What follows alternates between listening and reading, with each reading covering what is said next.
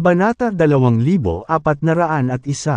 Hindi naisip ni James na ang kanyang sariling anak na babae ay pipiliin ng makalangit na landas at gagamit ng side of judgment. Ngayon, mayroon siyang magaspang na ideya kung ano ang side of judgment. Ito ay medyo katulad ng blade of justice, na maaaring magsagawa ng paghatol sa lahat ng nakagawa ng mga krimen at lumabag sa batas ng Solin. Si Winnie naman ay nagbigay ng hatol sa mga lumabag sa landas sa langit. Gayunpaman, paano nilagay ng isang tao ang landas sa langit? Wala siyang ideya. Pagkatapos ng lahat, ang kanyang kasalukuyang lakas ay masyadong mahina upang maabot ang punto ng pag-unawa dito. Isang maliwanag na panahon ang darating sa atin. At isa pa, ang pinakamaliit na panahon sa kasaysayan ay dumating na. Nakasuot ng solemn na ekspresyon. Ikinakunot ni Sophie ang kanyang mga kilay at dahan-daang sinabing, noong panahon na may mga heavens adjudicators pa, mayroong hindi mabilang na mga Grand Emperor.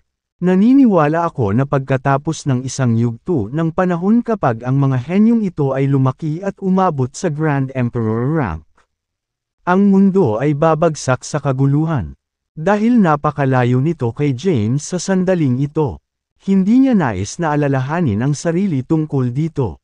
Sa ngayon, ang priority niya ay lipulin ang Divinity Sect na nakagarrison sa Earth.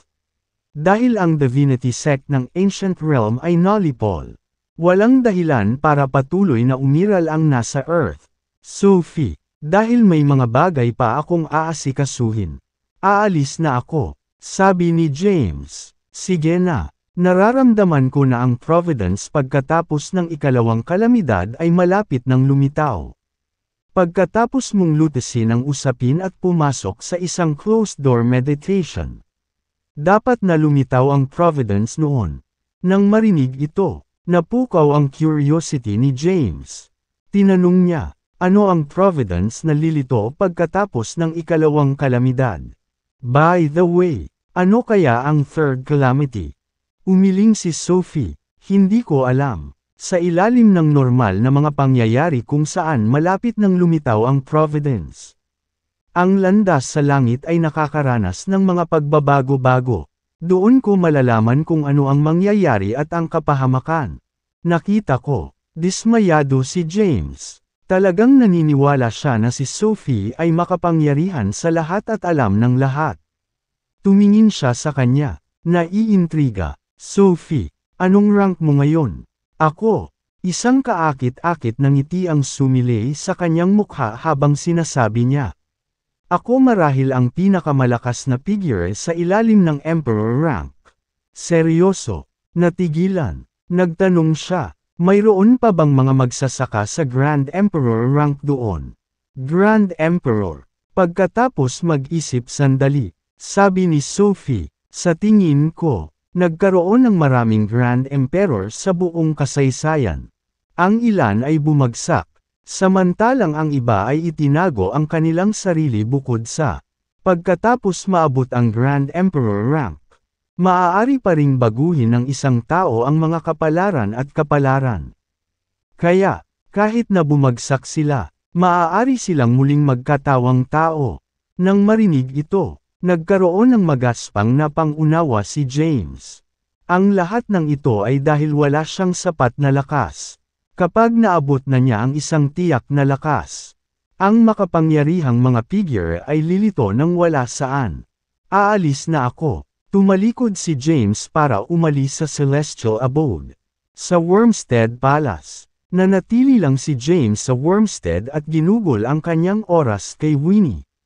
Siya rin ang gumabay sa paglilinaw ni Winnie. Ang galing talaga ni Winnie. Anuman ang natutunan niya, naunawaan niya ito kaagad. Kahit anong martial arts ang mga ito, maiintindihan niya agad ang esensya. Maging si James ay naiinggit sa kanyang talento. Samantala, alam ni James na pumunta si Thea sa Chamber of Scriptures para hanapin ang custodian para pumasok sa isang closed-door meditation. James, Habang pinagmamasdan ni James si Winnie na gumaganap ng kanyang mga sword moves habang nakaupo sa isang upuan sa courtyard ng palasyo. May narinig siyang boses na nagmumula sa kanyang likuran. Nang lumingon siya, napansin niya ang isang magandang babae na naglalakad palapit sa kanya. Nakasuot siya ng asul na damit. May mahabang itim na buhok, maselang katangian, balingkinitan, at may kaakit-akit na ugali. Hoy, Cynthia! Kabanata 2402. Ngumiti si James at nagtanong, may problema ba?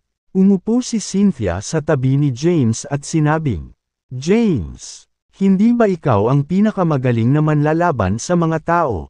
Ngayon, nais ng bawat tao na tanggapin bilang iyong alagad. Nakaranas ako ng ilang mga problema habang naglilibang ako. Kaya pumunta ako dito para humingi ng bayad sa iyo. Sure thing, tumango si James. Nang sumunod na mga araw, tinanong ni Cynthia si James tungkol sa kanilang mga paghihirap na naranasan niya sa kanyang paglilinang. At sinagot ni James ang lahat ng kanyang mga tanong ng walang pag-aalinlangan. Noong uling nanatili si James sa Wormstead Palace, binisita siya ng ilang matandang kaibigan noon. Gayunpaman, ginugol niya ang karamihan sa kanyang oras kasama si Winnie. Samantala, sa Divinity Sect sa Mount Bane, lumipas ang ilang araw pagkatapos ng labanan nina James at Lucifer. Samantala, nakakaranas si Yuvan ng mga gabing walang tulog. Ang kakilakilabot na lakas na ipinakita ni James at ng Infinity Stellace ay labis na kinabahan sa kanya. Kung ang Infinity Stellace ay maaaring magpakita ng gayong lakas kahit na sa mga kamay ni James. Ano ang mangyayari kung sakupin niya ang mga ito para sa kanyang sarili? Klak, klak, klak. Dumating ang tunog ng mga yabag. Isang nasa katanghaliang gulang na lalaki ang pumasok sa bulwagan at lumuhod. Sect Elder. Inayos ni Yuvan ang sarili at sinulyapan ang lalaking nasa harapan niya na hindi nasisiyahan. Na sinasabi, ang Divinity Sect sa sinaunang realm ay nalipol na. Ang Patriarch ay nagtaksil sa sangkatauhan at naging pangil ng lahing demon. Ngayon, ang Divinity Sect sa Earth ang tanging natitira. Ang lalaki ay nagmamadaling itinuwid ang kanyang pagkakamali. Na nagsasabing, Patriarch. Isang ngiti ang sumilay sa mukha ni Yuvan nang magtanong siya. Paano ito nangyari? Tumayo ang lalaki at sinabing, malapit nang matapos. Sa sandaling ito, mabilis ang pag-unlad sa Earth. At nag-recruit kami ng maraming cultivator. Marami rin tayong mga disipulo mula sa sinaunang kaharian na dumarating upang sumama sa atin. Ang mga taga-lupa ay bihirang magkita ng mata sa isa't isa. 100 taon na ang nakalipas. Nagkaroon pa ng digmaang pandaigdig. Naging ambisyoso ang Sun Empire. Nakipagkita ako sa pinuno ng Sun Empire at nakipagkasundo ako sa kanya. Magpapadala kami ng 300,000 mga magsasaka upang palakasin sila. Habang nangangako silang ganap na sakupin ang Sol sa loob ng 3 buwan.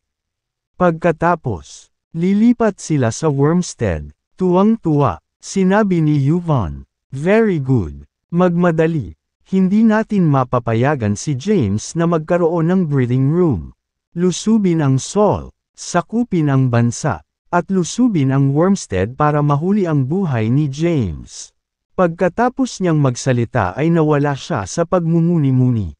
Maya-maya, nag-utos siya, Jero, iiwan ko ito sa iyo. Hindi pinapayagan ang pagkabigo. Naiintindihan. Agad na umalis si Jero Zymir nang matanggap ang kanyang mga order. Si Yuvan naman ay nawala sa isip. Ngayong may backer na si James, hindi na siya makakilos ng walang ingat.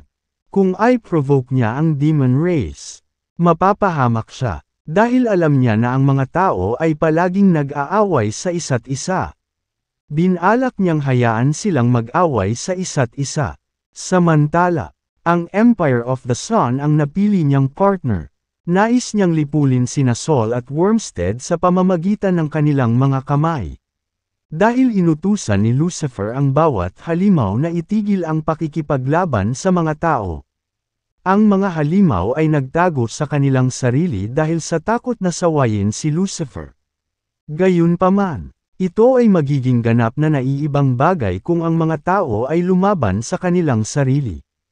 Oh, James! Kung alam kong mabilis kang bumangon, kinuha ko na ang pisikal mong katawan.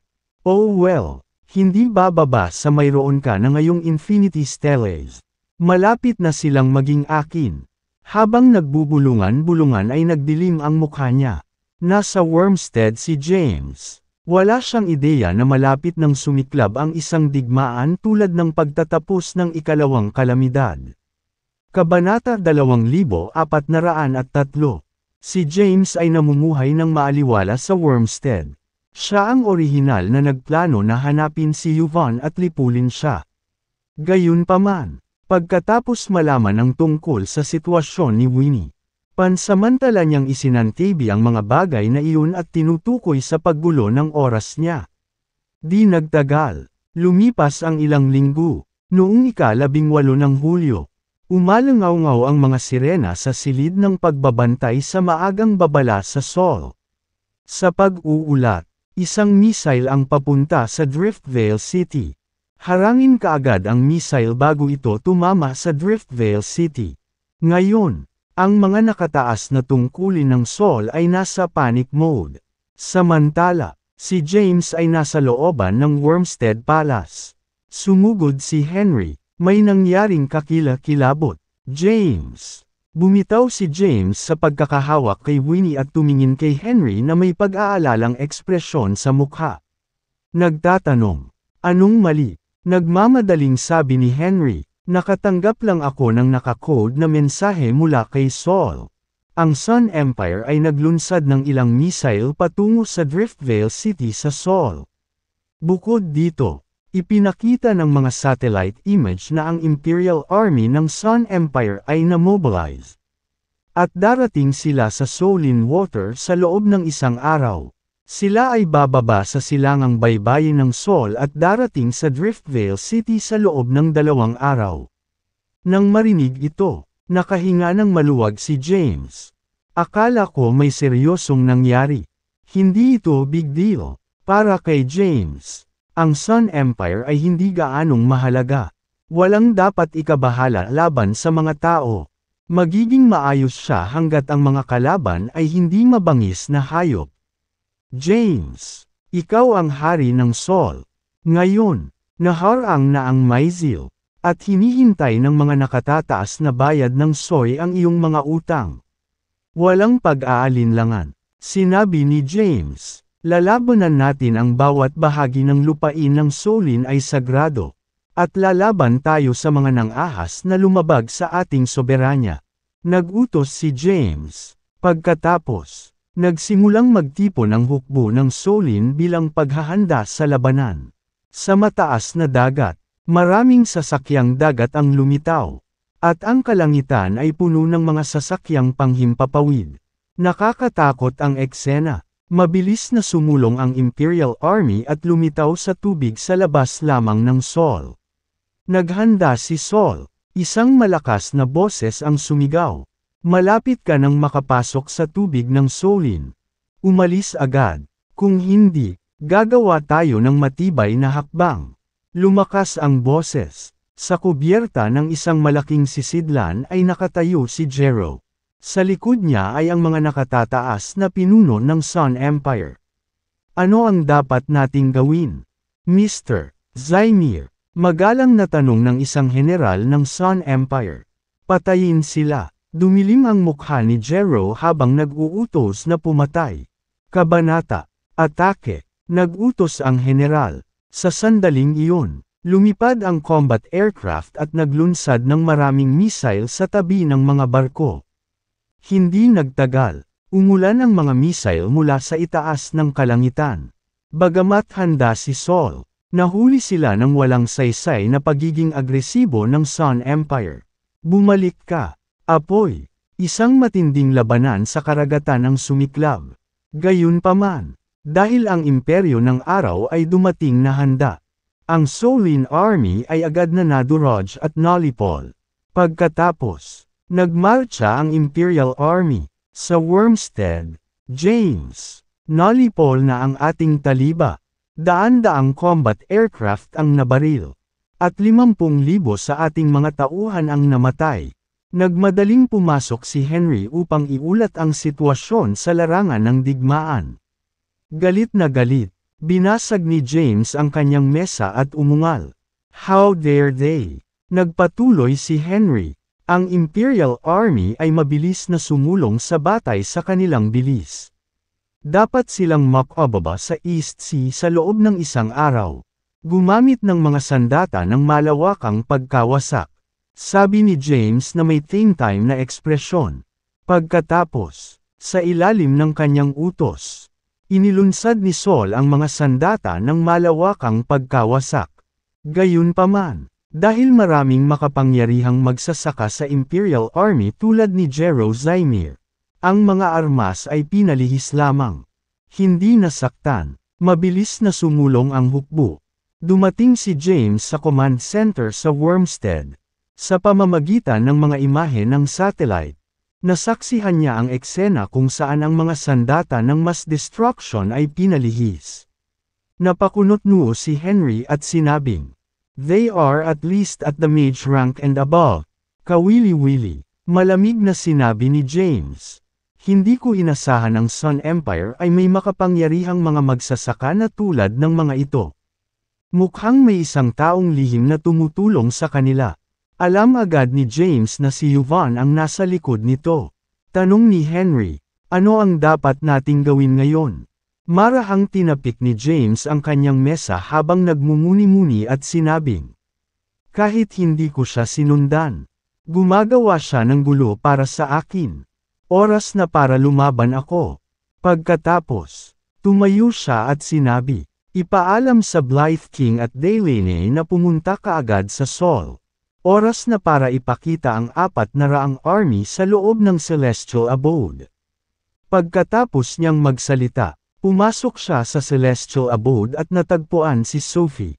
Sophie, anong rank ang hukbo ko ngayon? Ni Sophie, pagkatapos ng paghahalinhinan sa pagpasok ng time chamber at paglinang. Hindi pa banggitin ang kasaganaan ng mga sinabi sa loob. Naabot nila ang Herculean rank sa pangkalahatan.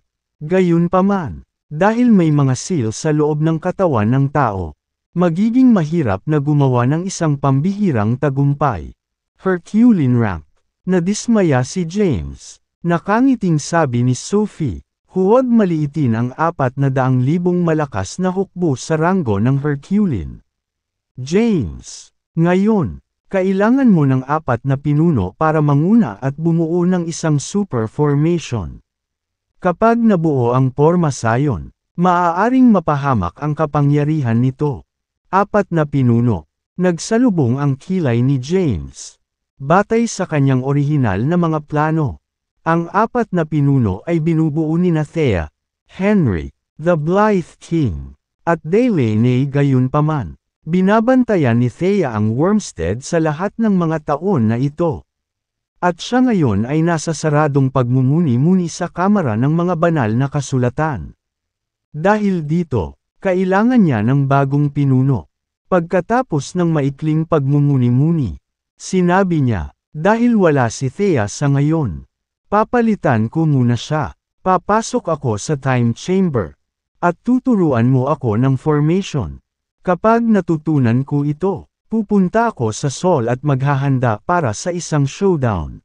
Tumango si Sophie, Ma'am. Pagkatapos, tumungo si James sa time chamber kahit na malalim at komplikado ang pormasayon. Si James ay mabilis na nag-aaral. Di nagtagal, nakuha niya ang pananaw dito. Samantala, lumipas ang ilang oras sa labas. Sa kalaunan, umalis siya sa Celestial Abode. Si Henry, Delaine, at ang Blythe King ay naghihintay sa kanya sa patio ng Wormstead Palace.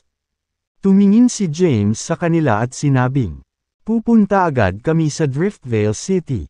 Naiintindihan. Tumango sila. Pinili nilang huwag nang sumakay sa eroplano dahil magtatagal ito. Sa halip, pinili nilang lumipad doon mismo. Hindi nagtagal, nakarating sila sa East Sea. Ang Driftvale City ay ganap na nagkagulo. Sa tulong ng mga kaugnay na tauhan, ang mga sibilyan ay umaatres sa isang organisadong paraan. Sa daungan ng dagat, mahigpit na binantayan ng mga sundalong kumpleto ang sandata sa lugar na ito.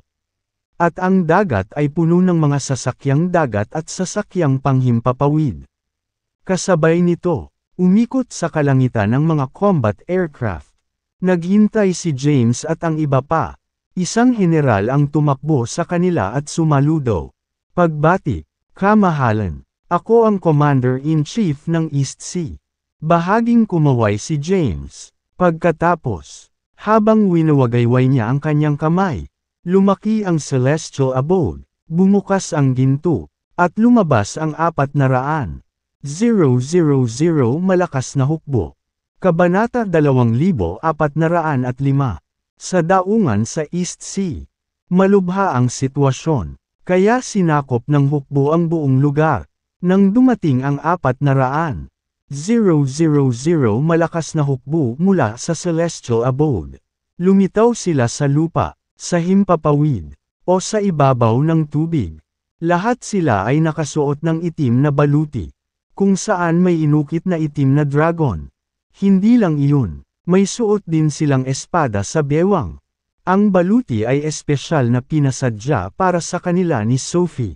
Bagaman hindi sila top-notch armor, pumasa sila bilang mga bagay na may katanggap-tanggap na kalidad. Pagbati, General, sabay-sabay silang nagsalita. Nang makita ito, ang ibang hukbo ay natigilan.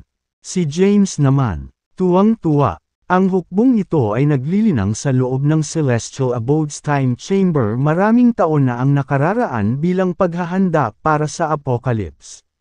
Gayunpaman, bahagi sila ng mga reserba, at sa wakas ay dumating na ang oras para lumitaw sila. Gusto ni James na pigilan ang mundo sa pag-atake sa kanila. Nais niyang ipaalam sa lahat na sina Saul at Wormstead ay hindi nagkahiwalay at hindi nagkakaisa. Hindi lamang iyon, ngunit mayroon din silang isang malakas na hukbo na sumasangga sa kanila. Sophie, anong uri ng mga magsasaka ang maaaring labanan ng pormasayon na nabuo ng 400,000 malakas na hukbo? Tanong ni James kay Sophie, na nasa Celestial Abode. Sabi ni Sophie, hindi ko rin alam. Ngunit sa palagay ko ay hindi sila magkakaroon ng problema sa paglipol sa isang sage. Talaga, natigilan si James. Of course, sabi ni Sophie, ang magic circle na kanilang nabuo ay tinatawag na Nine Heavens God Annihilating Formation.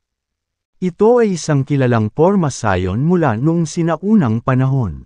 At ito ay maaaring magsama-sama ng lakas ng lahat ng mga tao dito. Kapag ganap na naisakatuparan ng 4 na pinuno, ang kapangyarihan nito ay maaaring magdulot ng malaking pagkawasak. Alam ni James ang tungkol sa mga pormasayon gaya ng nadatnan niya noon. Gayunpaman, wala siyang ideya kung gaano kalakas ang partikular na ito. Alam niyang hindi ngayon ang oras para makipag-chat kay Sophie. Kamahalan, nasa atin na ang kalaban. Hinihintay namin ang iyong karagdagang mga tagubilin.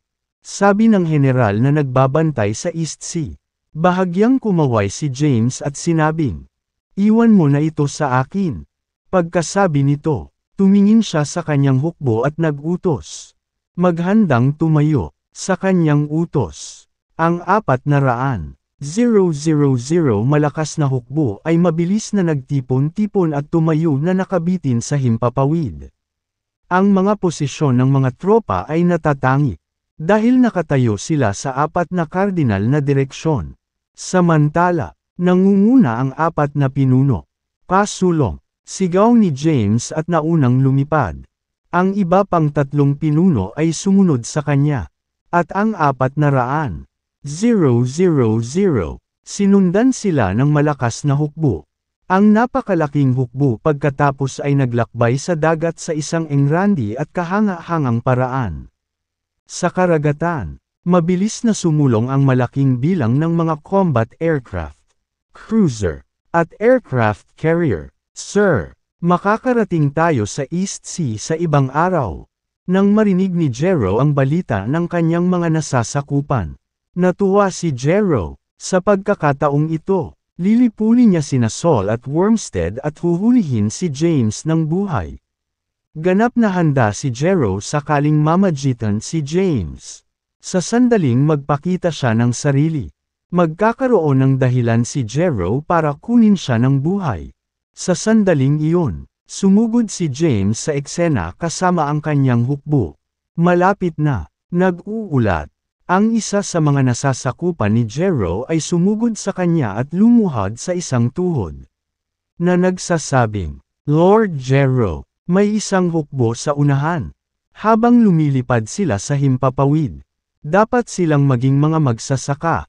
Oh, tumayo si Jero. Isang hukbo. Oo, ilan sila doon?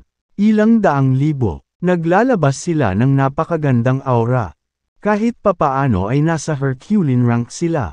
Higit pa sa ating hukbo. Nang marinig ito, nagsalubong ang kilay ni Jero.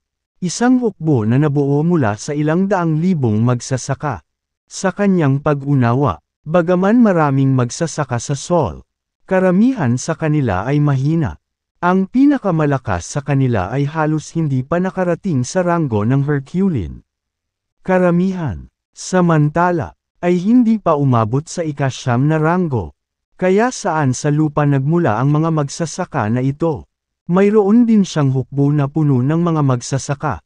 Ngunit mas mahina sila dahil hindi pa sila tumawid sa ranggo ng Herculean.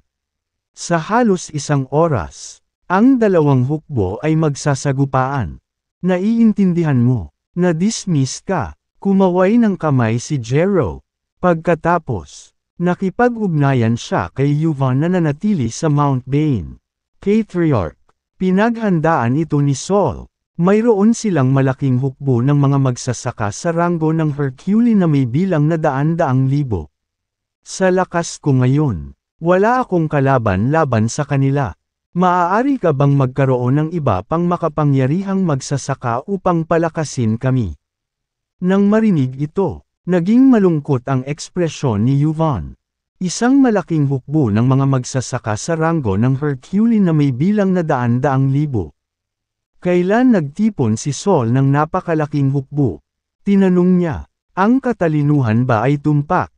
Oo, naiintindihan ko. Binaba ni Yuvan ang telepono. Pagkatapos, umalis siya sa pangunahing bulwagan at tumungo sa looban.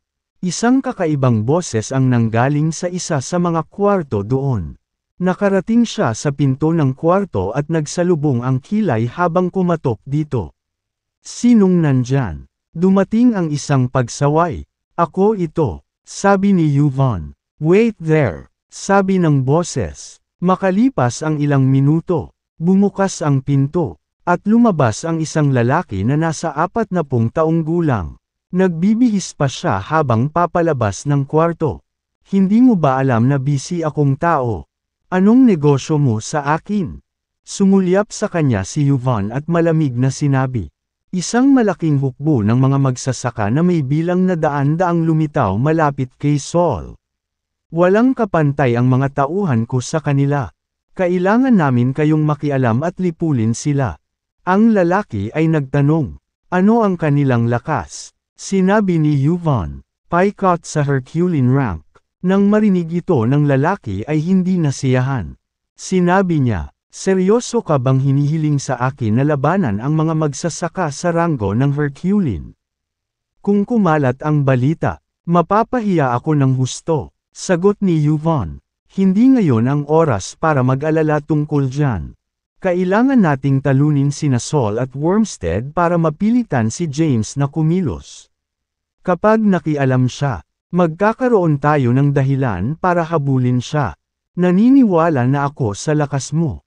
Hindi dapat maging problema ang pagkuha sa kanya. Sabi ng lalaki, nakakaloka ang lalaking iyon.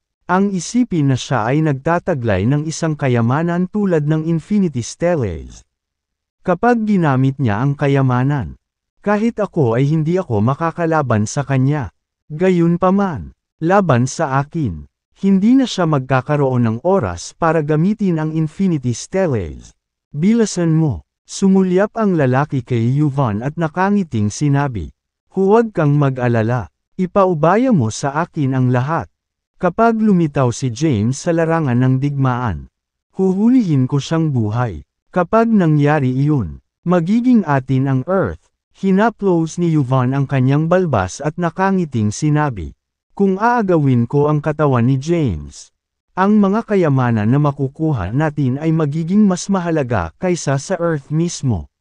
Sa sandaling lumitaw tayo bilang isang puwersa na dapat magsimula alang. Ang buong mundo ay mapapasailalim sa ating kontrol. Hindi nagyayabang si Yvonne. Masyadong misteryoso ang pisikal na katawan ni James. Masyadong makapangyarihan ang kanyang arcane arts. At masyadong nakakatakot ang kanyang Infinity Stellace. Gamit ang mga nasa kamay, magkakaroon siya ng mundo sa kanyang kamay. Pupunta ako doon kaagad. Hindi nagtagal ang lalaki at nagmamadaling umalis sa Mount Bane at tumungo sa direksyon ng East Sea. Bilang siya ay isang sage, ang kanyang bilis ay pambihira. Sa isang kisap mata, binagtas niya ang isang karagatan at nakarating bago si Jero. Nang makita ni Jero ang hitsura ng lalaking nasa harapan niya, agad na lumuhad si Jero sa isang tuhod at magalang na binati. Master Bruno. Ang lalaki ay si Bruno Zaimir, pamangkin ni Yvonne. Bagamat mas bata siya sa isang henerasyon kay Yvonne, ang kanyang lakas ay maihahambing sa kanya. Bahagyang kumaway si Bruno at sinabing, tumayo ka at magsalita. Naiintindihan. Tumayo si Jero. Tanong ni Bruno, ano ang sitwasyon? Sumagot si Jero, ilang daang libong Solin Cultivator ang papunta sa amin. Batay sa kasalukuyang bilis, dapat silang dumating sa loob ng 20 minuto. 20 minuto.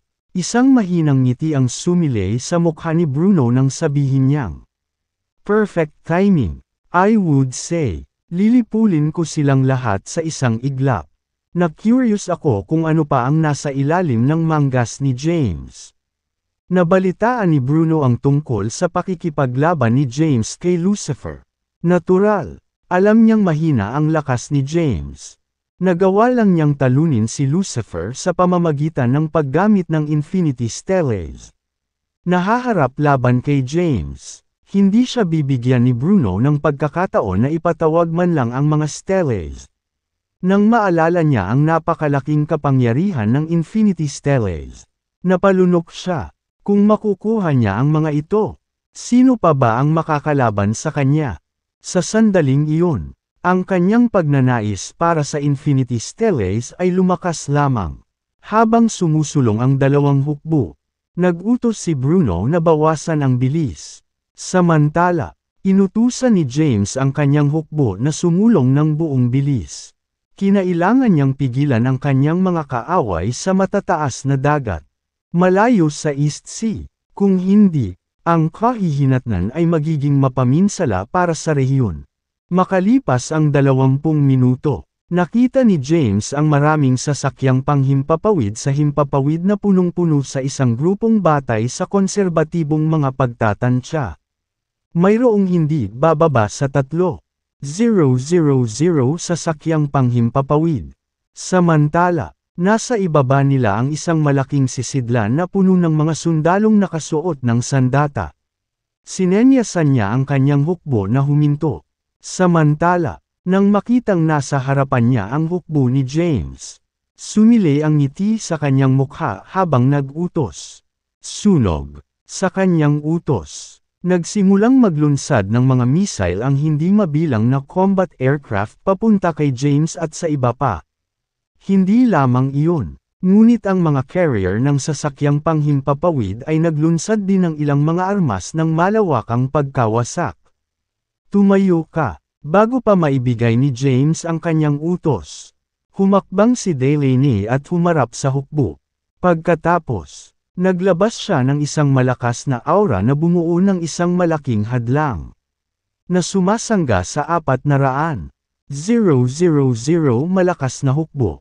Dumagundong. Hindi mabilang na mga missile at sandata ng malawakang pagsira ang sumabog. Ang nakakabinging pagsabog ay yumanig sa lupa, at ang mga alon sa ibaba ay lumikha ng tsunami. Ang mapanirang kapangyarihan ay napakalaki. Gayunpaman, hinarangan silang lahat ni Delaney. Dahil naabot na niya ang mage rank, hindi na makakayanan ng mga sandata na ito ang anumang pinsala sa kanya. Naturally, ang hukbo sa likod niya ay hindi nasaktan. Nang makita ito, tumungo si Bruno at sinabing, "Ang mage rank, hindi ko akalain na may iba pa sa mage rank sa Earth maliban kay James. Gaano kahanga, tumigil ka," utos ni Bruno. Pagkatapos, tumigil ang pag-atake. Samantala, umatras si Delaney sa likuran at tinanggal ang harang na nabuo gamit ang True Energy. Humarap siya kay James at mahinang ngumiti. "Paano yan, James? Hindi masama, tama ba?" Dahil si James ang nagpapamalas ng kanyang lakas sa lahat ng ito. Hindi nagkaroon ng pagkakataon si Delaney na ipakita ang kanyang lakas. Gayunpaman, isa rin siyang cultivator sa mage rank. Bukod kay James, walang ibang tao sa Earth na ang lakas ay maihahambing sa kanya. Bahagyang ngumiti si James at sinabing, "Not bad." Sa sandaling iyon, ang boses ni Sophie ay nanggaling sa loob ng Celestial Abode. "Mag-ingat ka, James. May cultivator ang kalaban sa Sage rank." Nang marinig ito ni James ay natakot. Nasa posisyon, utos niya, sa kanyang mga utos, si Delaney, Henry, at ang Blythe King ay nagmamadaling pumasok sa kanilang mga posisyon at dumating sa harapan ng hukbo. Isang nakakatakot na aura ang bumungad sa kanila. Pagkatapos, ang 400,000 malakas na hukbo ay nag-catalyze ng True Energy sa parehong oras. Ang kanilang tunay na enerhiya ay tila ganap na nagsanib sa sandaling iyon. Nakatayo si James sa pinakaharap kasama ang 3 pang pinuno sa likuran niya. Pagkatapos, sa likuran ay ang hukbo. Ang pormasayon ay hugis at sulok.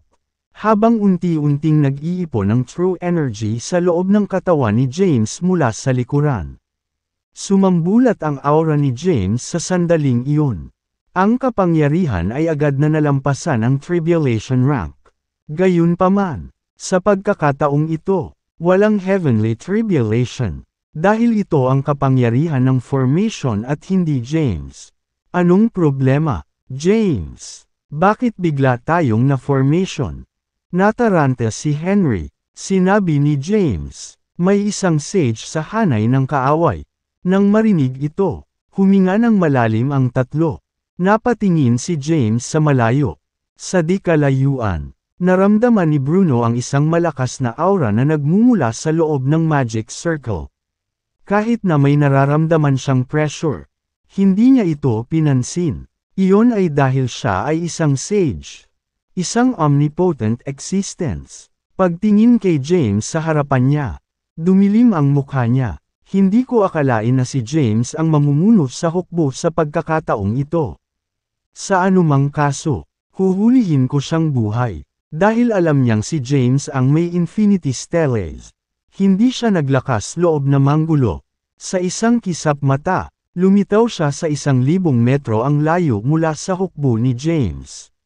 Malamig na tanong ni James, "Sino ka?" Itinuon ni Bruno ang kanyang tingin kay James at sa 400,000 strong hukbo sa likod niya. Nararamdaman niya na ang mga ito ay nagsanib sa isang entity na ang kanilang aura ay pinagsama sa isang solong kolektibo.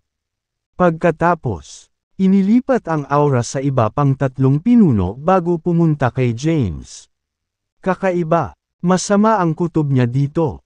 Mamatay. Nang hindi sumagot kay James, naging malamig ang kanyang ekspresyon, at isang nakasisilaw na espada ang lumitaw sa kanyang kamay.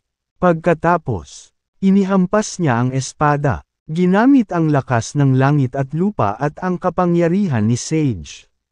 At pinatay ang 400. Malakas na hukbo. Sa ilalim ng normal na kalagayan. Mapawi nito ang 400. Malakas na hukbo. Gayunpaman, nang malapit ng hampasin ng hindi magaganap na sword energy ang target nito. Kumilos si James. Tumalon siya sa hangin. Hawak sa kamay niya ang espadang ginawa ni Sophie.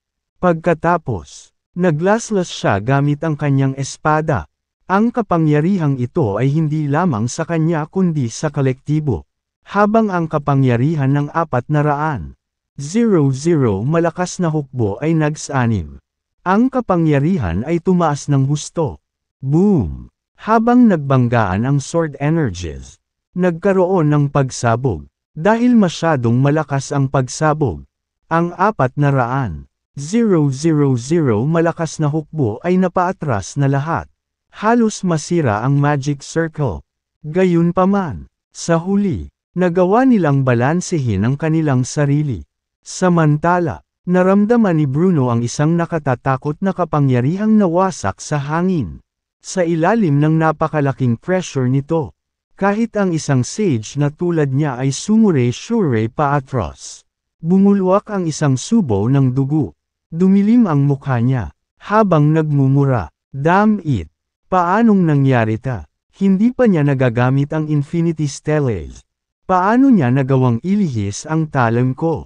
Paano niya ako pinaurong at umuubo ng puno ng dugo?" Hindi makapaniwala si Bruno dito. Samantala, hindi mabilang na mga combat aircraft sa di kalayuan ang dumanas din ng resulta ng labanan sa pagitan ng dalawang napakalakas na magsasaka. At marami ang nawasak. Gayunpaman, ang ilan ay nakaligtas. Nine Heavens God Annihilating Formation. Angal ni James. Habang lumalakas ang boses niya, sabay-sabay na hinugot ang lahat ng kanilang mga espada. Pagkatapos, ang kanilang espada ay lumipad pasulong at nagtipon, na bumubuo ng isang malaking espada. Sa sandaling iyon, ilang kilometro ang haba ng espada at naglabas ng nakakatakot na aura. Habang bumababa ang espada, para itong malaking bundok na bumagsak. "Damn it!" Nagmura si Bruno. Pagkatapos, ipinatawag niya ang kanyang buong lakas upang labanan ang pag-atake. Nakatayo sa gitna ng hangin. Pinaganya niya ang lahat ng kanyang matalinong kapangyarihan at tinipon ang mga ito. Na bumubuo ng isang malaking proteksyon na hadlang. Boom! Gayunpaman, habang ang espada ay lumalapit sa kanya, ang proteksyon na hadlang ay agad na nabasag. Samantala, nataman ang katawan ni Bruno. Bumagsak siya mula sa langit at bumagsak sa karagatan. Kabanata 2409. Ang mga espada ng 400. Magsasaka sa ranggo ng Herculean ay lumipad pasulong at nagtipon. Na bumubuo ng isang dambuhalang espada. Ang espada ay naglalaman ng kapangyarihan ng 400. Magsasaka. Maging si Bruno na nasa sage rank ay hindi makakalaban dito. Parang saranggola na walang string. Bumagsak siya mula sa langit at bumagsak sa karagatan. Ang kapangyarihang nabuo ng espada ay sadyang nakakatakot. Ang mga sasakyang pandagat at sasakyang panghimpapawid sa di kalayuan ay tinamaan ng mga alon ng labanan at agad na nasira sa kawalan. Samantala, ang mga sundalo ng Sun Empire at ang mga magsasaka na sumali sa Yuvon ay nalipol sa isang suntok. Sa isang galaw lang, binaliktad na ni James. Maging si James ay hindi maiwasang makaramdam ng lamig sa kanyang gulugod. Ang Nine Heavens God Annihilating Formation ay sadyang napakalakas. Sino sa lupa ang nag-imbento ng ganitong formation? Ang kapangyarihan ng daan-daang libong pinagsama-samang mga magsasaka ay sobrang nakakatakot. Patay na ba siya? Tanong ni Henry. Palagay ko hindi, sabi ni James. Ang sage rank ay hindi dapat gawing trifle. Kahit na ang Nine Heavens God Annihilating Formation ay sapat na kahanga-hanga para talunin ang isang sage. Ang paglipol sa kanya sa isang hakbang ay halos imposible. Buong paniwala si James na buhay pa si Bruno. Tinitigan niya ang dagat sa ibaba niya. Pinagmamasdan ng mga alon. Pagkatapos, nakita niya si Bruno. Si Bruno ay nagdusa ng kanilang hindi nakamamatay na pinsala. Swoosh! Isang figure ang lumipad mula sa tubig. Si Bruno iyon. Magulo ang kanyang buhok. At siya ay nasa isang kahabag-habag na kalagayan. Nakatayo sa himpapawid. Tiningnan niya ang porma sayon at pinagkunot ang kanyang mga kilay. Bumubulong sa ilalim ng kanyang hininga. Shit! Paano sila malakas? Siya ay isang sage. Dahil dito, hindi niya inaasahan na ang isang formasayon na nabuo ng 400. 000 cultivator sa ranggo ng Herculean ay maaaring makapinsala sa kanya. Kakaiba ang formation na ito. Dahil hindi ko alam kung ano ang iba pang kapangyarihan nito. Dapat akong tumakas sa ngayon. Sa sandaling iyon, naisipan ni Bruno na umalis. Pagkatapos, kumislap ang kanyang katawan at sinubukan niyang tumakas. Gayunpaman, nang maramdaman na binalak niyang tumakas, nakatulize ni James ang 108 Infinity Steles. Dahil siya ang pinuno, ang kapangyarihan ng lahat ng 400. 000 magsasaka ay natipon sa kanya. Habang ginagamit niya ang Infinity Steles. Hindi na may kukumpara ang formation sa ginamit niya laban kay Lucifer ilang araw na ang nakalipas. Ngayon, ang formation na nilikha ng Infinity Steles ay mas malaki sa kapangyarihan. Ang mga bloke ng Infinity Steles ay lumipad patungo kay Bruno at hinaranggan ang kanyang daanan ng pag-urong. Mabangis na hamampas sa kanya. Ipinatawag ni Bruno ang lahat ng kanyang sage powers at tinipon ang mga ito bago sinuntok ang Infinity Steles ng buong lakas. Nalumikha ng nakakatakot na puwersa na bumangga sa Infinity Steles. Gayunpaman, napakalakas ng kapangyarihan ni James. Hindi na siya katapat ni Bruno. Habang pinangangasiwaan ni James ang Infinity Steles, lumaki ang kanilang kapangyarihan. At hindi man lang magawa ni Bruno ang mga ito. Boom! Isang malakas na tunog ang umalangaw sa buong hangin. Napakalakas ng sound wave na nagdulot ng tsunami habang umiikot ang dagat sa ibaba. Nanatiling static ang Infinity Steles. Samantala, naramdaman na lamang ni Bruno ang napakalaking kapangyarihan na bumubulusok sa kanya. Bago pa man siya maabot ng Infinity Steles, bumulwak siya ng isang subo ng dugo habang ang kanyang katawan ay tumagilid at bumulusok mula sa langit.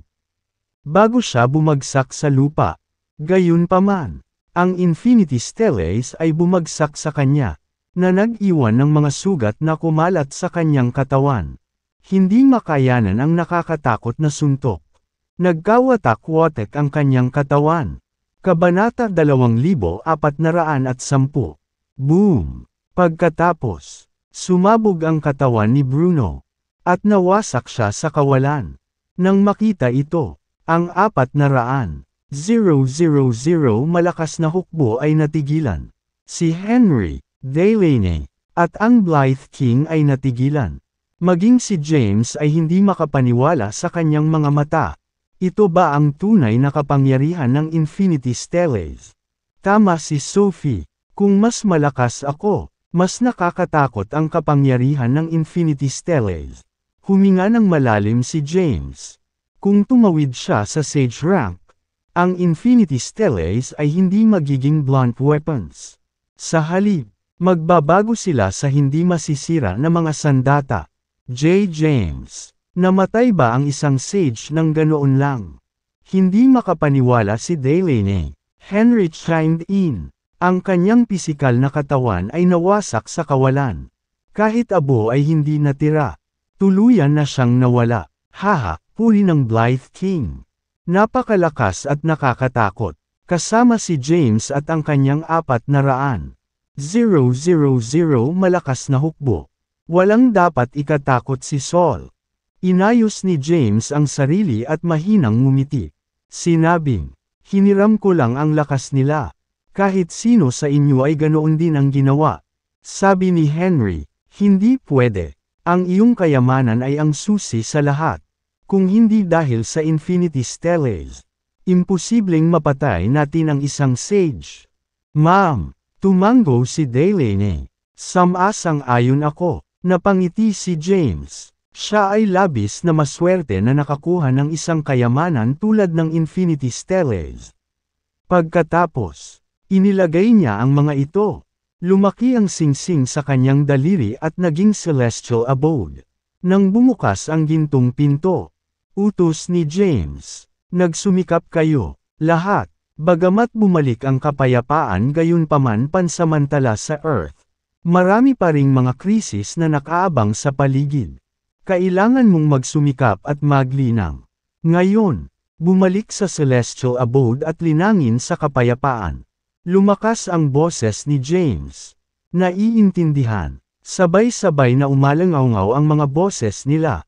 Pagkatapos, humalili sila sa pagpasok sa celestial abode. Di nagtagal. 4 na tao na lang ang natira. Tanong ni Henry, ano ang susunod mong plano? James. Nawala sa isip si James. Matatag siyang naniniwala na may humila sa likod ng mga eksena. At si Yuvan ang malamang na kandidato. Bagamat wala siyang anumang ebidensya, sigurado siya sa kanyang haka-haka. Ngayong may kakayahan na akong lipulin si Sages. Hindi na ako natatakot kay Yuvan. Nagdulot siya ng matinding pagkasira ng buhay at ari-arian. Marahil ang utak sa likod ng pagpapakilos ng Sun Empire ay si Yuvan. Kaya, plano kong magtungo sa Divinity Sect sa Mount Bane. Oo naman, sinusuportahan ko ang iyong desisyon. Ako'y lubusang samang-ayon. Walang anumang hindi pagkakasundo ang tatlo. Bumalik tayo sa East Sea sa ngayon. Tumalikod na si James para umalis. Sa isang kisap mata, 1,000 metro na ang layo niya. Mabilis na umalis ang 4 sa lugar na iyon. Hindi nagtagal, nakarating sila sa daungan ng East Sea. Ilang bahagi ng Driftvale City ang naapektuhan ng tsunami na dulot ng matinding labanan kanina. Sa oras na dumating si James at ang iba pa, ang ilang mga lugar ay nasa ilalim ng tubig. Samantala, ang buong lungsod ay dumaranas ng mga malalakas na unos at malakas na agos. Nang makita ito, huminga ng malalim si Delaney. Kung na ang labanan sa napakalayo ay nagawang magdulot ng napakalaking pagkawasak. Kung tayo ay nakipaglaban sa Driftvale City mismo, marahil ang buong lungsod ay nangyari. Natanggal sa mapa, bahagyang tumango si James at sinabing, nakakatakot ang kapangyarihan ng isang sage. Ang isa sa kanila ay kayang sirain si Saul sa isang galaw lang. Kabanata 2411.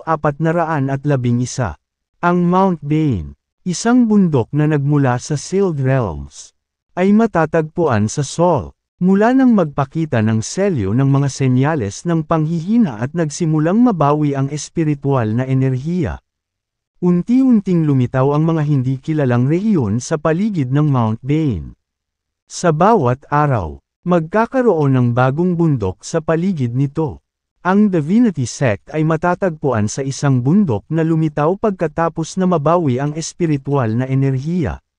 Dahil maraming spiritual roots sa ilalim ng bundok, mayroon itong napakalaking spiritual energy. Sa sandaling iyon, si Yuvan ay nasa pangunahing bulwagan ng Divinity Sect na matiyagang naghihintay ng balita tungkol kay Bruno. Gayunpaman, walang balitang dumating bagamat medyo matagal na ang lumipas. Nilabas niya ang phone niya at tinawagan si Bruno. Gayunpaman, hindi natuloy ang kanyang tawag. Pagkatapos ng lahat, si Bruno ay pinatay na ng Infinity Stellaes. Ano ang nangyayari? May nangyari ba? Si Yuvan ay may masamang pakiramdam tungkol dito. Mga lalaki, sumigaw siya. Maya-maya, pumasok ang ilang gwardya at lumuhad sa isang tuhod. Patriarch, tumayo si Yuvan at nagutos. Imbestigan kung ano ang nangyari sa mga dagat malapit sa East Sea of Seoul. Naiintindihan. Samantala, bumalik na si James sa East Sea. Matapos magbigay ng ilang tagubilin sa general na naka-garrison doon. Nagmamadali siyang pumunta sa Mount Bain. Dahil nahulaan na niya si Yuvan ang may pagkana nito. Kailangan niyang pumunta sa Divinity Sect sa lalong madaling panahon at lipulin si Yuvan Zaimir. Hindi niya maibigay kay Yuvan ang kahit anong breathing room. Kung hindi, kung siya ay nakatakas, ang gulo ay patuloy na darating. Sa anumang kaso, kahit na walang kasalanan si Yuvan, kailangan niyang lipulin. Hindi nagtagal, dumating sina James, Henry, the Blythe King, at Delaney sa labas ng Mount Bain. Doon, tinanong ni Henry, James, pinapakilos ba natin ang 400? 000 malakas na hukbo. Siyempre, sabi ni James, bagaman kaya kong labanan ang isang sage nang huminto sa aking buong lakas. Hindi ko siya magagawang lipulin. Gayunpaman, sa 400, 000 malakas na hukbo na nagbibigay ng kapangyarihan sa akin. Madali kong malipol ang isang sage. Ma'am, tumango naman ang 3. Pagkatapos, binuksan ni James ang Celestial Abode at pinalaya ang 400. 000 malakas na hukbo, na naka-garrison sa labas lamang ng Mount Bain. Si Henry, ang Blythe King, at si Delaney ay nanatili sa labas. Habang si James ay nagtungo sa Mount Bain ng mag-isa. Kasabay nito, sa Divinity Sect sa Mount Bain. Nakaupo si Yuvan sa pangunahing upuan. Sa ibaba niya ay isang lalaking nakaluhod sa isang tuhod. Patriarch, natapos na namin ang aming investigasyon. Patay silang lahat. Ano? Tumayo si Yuvan. Inilabas ng lalaki ang kanyang telepono at pumasok sa photo gallery. At sinabing, ito ay mga larawang nakunan ng mga pambansang satellite. Sa isang casual na pagwagayway ng kanyang kamay, si Yuvan ay gumawa ng isang malakas na puwersa sa kanyang palad. Nahinayla ang telepono sa kanya. Tumingin siya sa telepono at nakita ang mga larawan sa loob. Kasama ang formation ng 400.000 malakas na hukbo. Ang dambuhalang espada, at ang Infinity Steles. Nang makita ito, ang kanyang ekspresyon ay hindi karaniwan. Damn it! Nagmura siya, sumpa ka. James. Galit na galit siya. Hindi lamang pinatay ni James ang isang miyembro ng pamilya Zaimir. Ngunit si Bruno ay isang sage. Kahit nasa 3,000 sealed realms. Ang sage ay isang pinakamataas na nilalang. Ngayon, patay na siya. Anong gagawin ko? Kinalma niya ang sarili. Dahil nagawa ni James na patayin si Bruno. Nawala iyon na kaya niya rin lipulin. Tsaka may mga hinaing si James sa kanya. Sa sandaling iyon, wala na siyang pakialam. Kalahati. Mga lalaki. Kabanata 2412. Pumasok ang kanilang guard. Patriarch. Dumilim ang mukha ni Yuvan habang nag-uutos. Kukutin ang lahat ng kamag-anak ni James. Lalo na ang kanyang anak at ang kanyang asawa. Orihinal na hindi plano ni Yuvan na gawin ito. Ngayon, lumilitaw na wala siyang ibang pagpipilian. Naiintindihan. Ang mga mabilis na disipulo ng Divinity Sect ay umalis na. Kasabay nito, dumating si James sa Mount Bain, kung saan nagtipon ang mga buhay na nilalang mula sa 3,000 mundo. Pagdating niya ay agad siyang nakilala ng mga tao. Si James yon. Siya ang tumalo kay Lucifer. Nagtataglay siya ng 108 Infinity Steles. Kahit mahina siya, kaya niyang pumatay ng sage. Anong ginagawa niya dito sa Mount Bain? Itinuro ng mga buhay na nilalang si James at pinag-usapan sa kanila. Hindi sila pinansin ni James at tumungo na lang sa direksyon ng Divinity Sect. Hindi nagtagal. Nakarating siya sa lugar kung saan matatagpuan ang sekta. Ito ay isang hanay ng mga alan-alon na bundok. At sa paanan ng isa sa mga bundok ay nakatayo ang isang malaking tapyas ng bato, kung saan ang mga salitang Divinity Sect ay inukit. Sinong nandyan? Pagdating niya, si James ay natuklasan ng mga disipulo ng Divinity Sect. Lumapit ang mag-asawa kay James at hamarang sa daraanan niya. Nang makita ang kanyang hitsura, itinaas nila ang kanilang mga espada at maingat na mga umatras ng ilang hakbang sa parehong oras. Nakasuot ng composed expression sa kanyang mukha. Malamig na sinabi ni James, "James, Hayden, the Emperor of Wormstead and the King of Saul. Pumunta ako dito para ayusin ang kanilang mga lumang account. Magwala ka kung pinahahalagahan mo ang iyong buhay." Bagamat mahinahon ang kanyang boses, nag-utos siya ng hangin ng kamahalan. Ang mga disipulong ito ay hindi mahina at nasa paligid ng ranggo ng Herculean. Alam nila ang lakas ni James. Gayunpaman, bilang mga disipulo ng Divinity Sect, sila ay mabigat na parusahan kung sila ay umatras ngayon. Malamig na sabi ng isa sa kanila, "Ito ang Divinity Sect, James. Si Yuvan Zaimir, ang ating patriarch, ay matagal nang tumawid sa sage rank. Umalis ka agad kung wala kang death wish." Binanggit ng disipulo ang pangalan ni Yuvan sa pag-asang matakot si James na umalis. "Ano?" Napatingin si James sa kanila nang dumilim ang mukha niya at sinabing, "Wala ka bang balak gumawa ng paraan para sa akin?" "Hindi." Angal nila. Pagkatapos ay mamatay, itinaas ni James ang kanyang kamay, at nagkaroon ng malakas na enerhiya sa kanyang palad. Pagkatapos, ang malakas na enerhiya ay pinutol sa himpapawid. Pinalipad sila. Ang kaguluhan ay nakakuha ng atensyon ng ibang mga alagad. Hindi nagtagal, lumitaw ang 100 sa kanila at pinalibutan si James. Ang ilan ay nasa ranggo ng Immortal Ascension.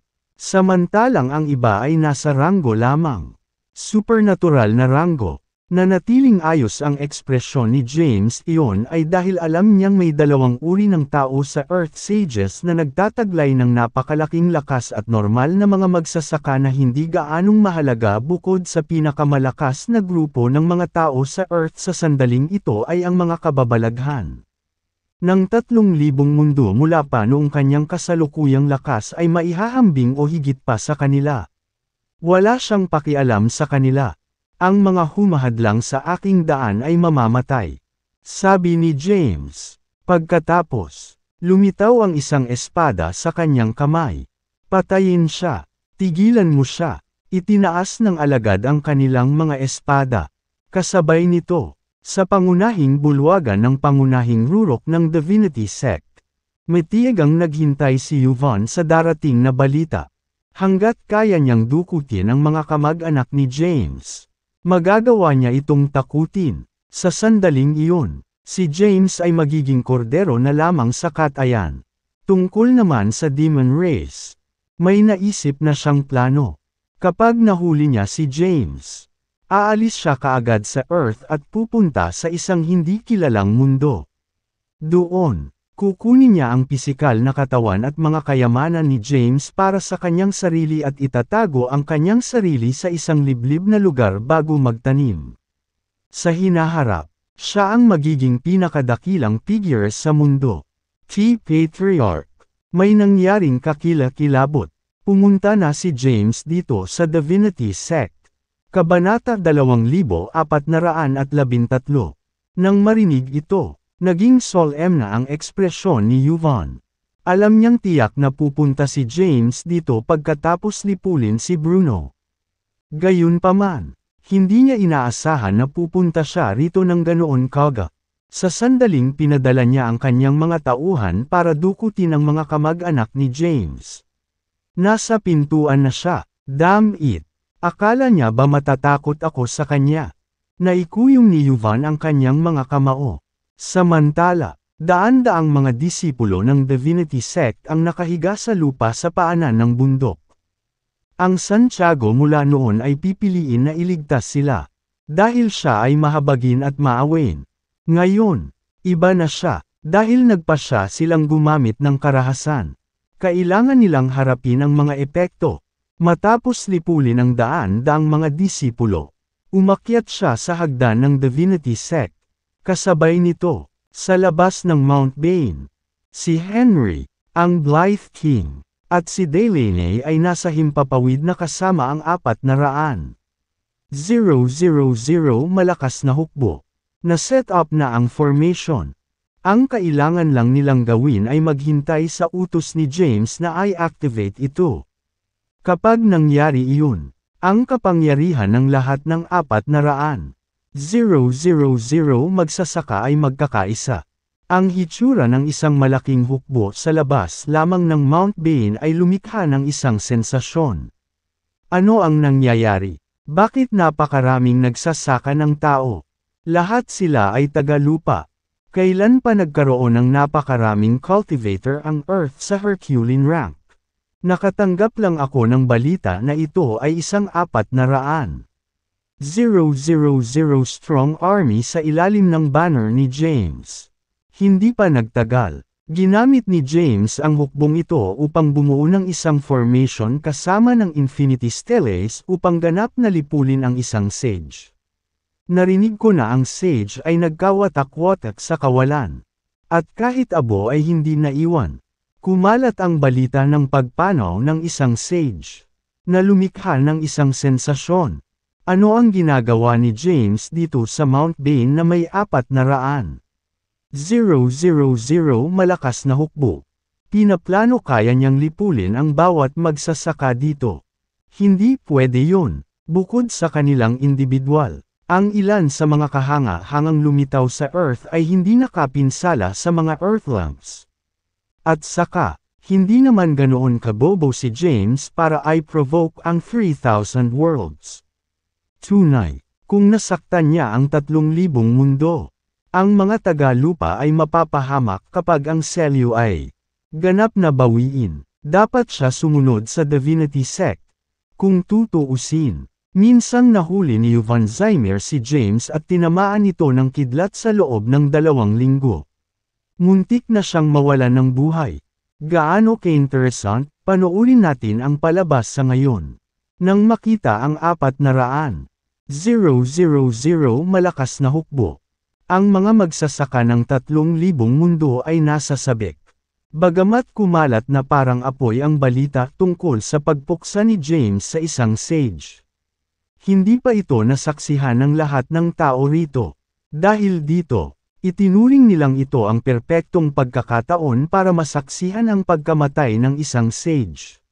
Sa tirahan ni Marcelo sa Mount Bain. Ano? Natigilan. Sinabi ni Marcelo, Jace, sinasabi mo ba na nilipol ni James ang isang sage? Ma'am, tumango si Jace at sinabing, kumalat na parang apoy ang balita. Ang dakilang hukbo sa labas ng Mount Bain ay mga subordinate ni James. Sinasabi ng mga alingawngaw na ang 400,000 magsasaka ay maaaring makabuo ng kakilakilabot na pormasayo na maaaring mag-ipon ng kanilang kapangyarihan. Pagsama-samahin ang mga ito, at lumikha ng kakilakilabot na kapangyarihan. Hindi ka pani-paniwala. Anong pormasayon ito? Tanong ni Marcelo. Sumagot si Jace. Pagkatapos mapanood ang ilang larawan ni James na nilipol ang sage at ang pormasayo na itinakda ng 400. 000 malakas na hukbo. Binasa ko ang ilang mga klasiko at alam kong tinatawag itong Nine Heavens God Annihilating Formation. Sabihin mo sa akin ang higit pa tungkol dito. Naguguluhan si Marcelo tungkol sa pormasayon. Ipinaliwanag ni Jace. Ayon sa mga tala sa mga sinaunang teksto, ito ay isang pagbuo ng langit na hukuman noong sinaunang panahon. Noong unang panahon, ang Heavenly Court ang pinaka-nakakatakot na nilalang sa mundo na namuno sa universo. Samantala, mayroong isang Diyos ng digmaan na ang pangalan ay Prince Tiberius sa langit. Korte, si Prince Tiberius the War God ay mayroong hukbo na may bilang na 100,000. Kabanata 2414. Ginamit niya ang hukbo upang lumikha ng isang nakakatakot na magic circle na tinatawag na Nine Heavens God Annihilating Formation. Gayunpaman, ang pagbuo na ito ay dapat na matagal nang nawala. Hindi ko akalain na muli itong sisikat ng araw. Bukod dito, naitala ng mga sinaunang teksto na sinalubong ni Prenov the War God ang kanyang pagkamatay sa panahon ng labanan sa Ancient Heavenly Court. Nangangahulugan ito na ang tanging nakakuha ng porma sayon ay ang kanyang anak na babae. Nang marinig ito, nalilitong tanong ni Marcelo, Jace, ibig mo bang sabihin ay kilala ni James si Prenov the War God's daughter? Umiling si Jace at sinabing, hindi ko rin alam. Gayunpaman, natutunan ko ang lahat ng nalalaman ko mula sa mga sinaunang teksto. Dahil ito lamang ang mga talaan ng porma sayon na ito. Wala akong masyadong alam tungkol sa anumang bagay. Nang marinig ito, huminga ng malalim si Marcelo. Hindi niya akalain na matutunan ni James ang isang nakakatakot na porma sayon. Hindi lamang iyon, ngunit ang buong 400,000 malakas na hukbo ay ganap na nakabisado ito. Nag-iisip, sabi niya. Tiyak na may isang taong makapangyarihang tao na tumutulong sa kanya sa likod ng mga eksena. Kung hindi, walang paraan na ang 400,000 malakas na hukbo ay maaaring natuto ng isang nakakatakot na porma sayon. Tumango si Jace at sinabing, sang-ayon din ako. Gayunpaman, wala kaming ideya kung sino ang tao sa likod ng mga eksena. Nalaman niya ang tungkol sa Nine Heavens God Annihilating Formation sa pamamagitan ng ilang larawan. Ang kabaligtaran ay totoo para sa iba pang mga kahanga-hanga, na nahirapan lamang paniwalaan na nilipol ni James ang isang sage. Kasabay nito, sa Celestial Abode, nagkaroon ng mahiwagang kaharian sa pinakahuling bahagi ng lungsod. Nakaupo si Sophie sa isang lotus na posisyon sa lupa habang nababalot ng banayad na puting liwanag. Sino ang tumatawag sa akin? Nang may naramdaman siya, itinigil niya ang kanyang paglilinang at binuksan ang kanyang mga mata.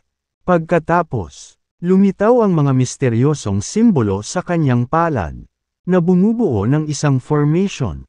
Ito ay isang extrapolation formation. Hindi nagtagal. Naunawaan niya ang lahat.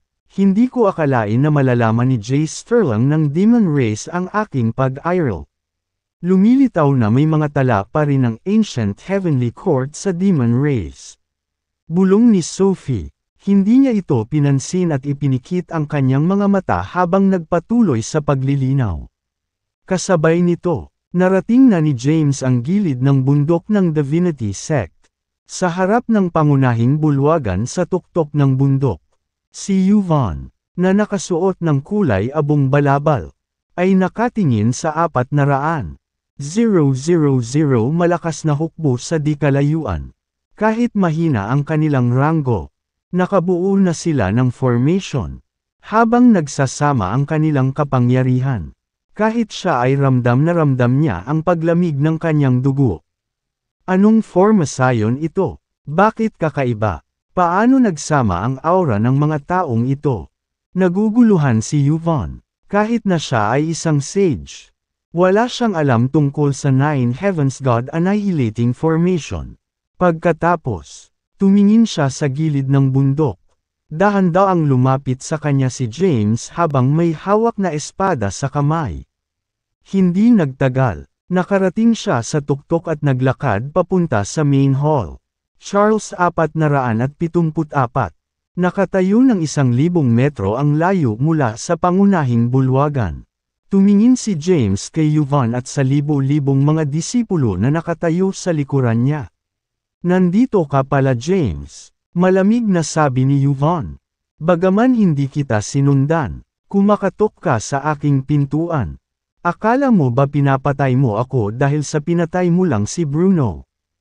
Seryoso ka bang iniisip na ang isang porma sayon na nilikha ng 400,000 mga magsasaka sa ranggo ng Herculean ay maaaring lipulin ako? Isinasaalang-alang na maaari pang lipulin ni James si Bruno. Alam ni Yvonne na wala siyang pagkakataong laban. James. Ngayon, nag-iintay lang siya ng oras para dukutin at madala ang mga taong may kaugnayan kay James. Kanya, itinutok ang kanyang espada kay Yvonne. Sabi ni James, ilang taon na ang nakalipas. Tinamaan mo ako ng kidlat sa loob ng 2 linggo.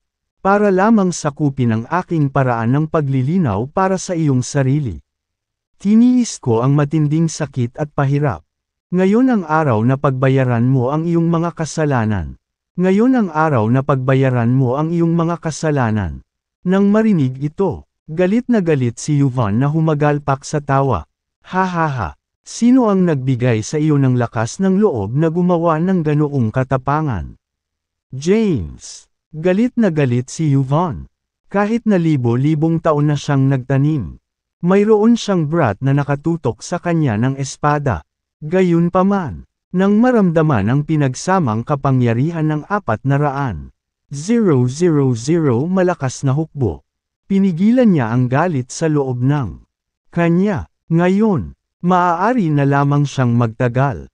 Pagkaraang huminahon ay ngumiti siya ng mahina at sinabing, James, wala akong hinaing sa iyo. Hinatulan kita dahil inapo ka ng mga makasalanan. Gayunpaman, hindi lamang ikaw ay hindi nagsisi para sa iyong mga kasalanan. Ngunit nilinang mo pa ang demonic arts. Ginawa ko iyon sa ngalan ng mga tao ng 3,000 mundo. Haha, malamig na tawa ni James. Nakakahiya naman. Halos nahulaan niya na sinusubukan ni Yvonne na huminto sa oras. Tapos, may pumasok sa isip ko. Nagkaroon lamang ng isang posibilidad. Alam na siguro ni Yvonne na darating siya. Dahil alam niyang hindi siya magkakaroon ng pagkakataon laban sa kanya. Binalak niyang dukutin ang mga taong may kaugnayan sa kanya upang takutin siya. Kumikislap ang katawan ni James nang lumitaw siya sa langit. Sa sandaling iyon, ganap siyang sumanib sa aura ng 400,000 malakas na hukbo. Ngayon, maaari niyang ilipat ang kapangyarihan ayon sa gusto niya. Nang makita ito, namutla ang mukha ni Yvonne. Ano sa tingin mo ang ginagawa mo, James? Sa sandaling iyon, maraming cultivator ang nagtipon malapit sa Divinity Sect. Sila ay mga kababalaghan na nagmula sa 3,000 mundo. Nang makita nilang pumailang lang si James sa langit, namutla ang kanilang mga mukha. Kahit na si Yvonne ay isang sage. Kayang-kaya ni James na lipulin si Sage.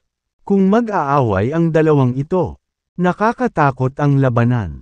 Tumayo ka. Nagmamadaling umatras ang lahat upang maiwasang mahayla sa laban. Samantala, itinutok ni James ang kanyang espada kay Yvonne at malamig na sinabi, Yvonne, gumawa ka ng hakbang laban sa akin upang sakupin ang aking paraan ng paglilinang para sa iyong sarili sa araw na iyon.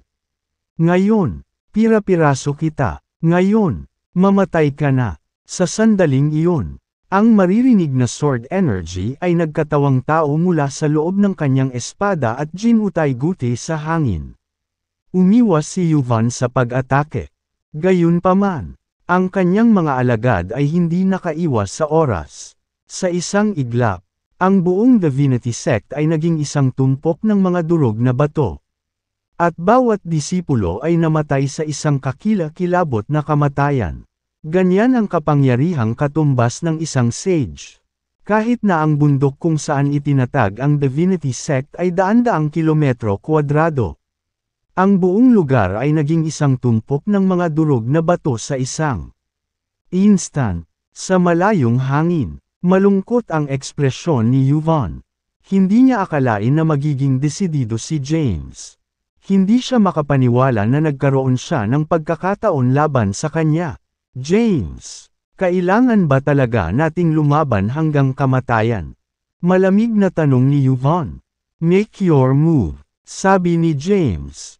Alam na nakapagdesisyon na si James. Malamig na sinabi ni Yvonne.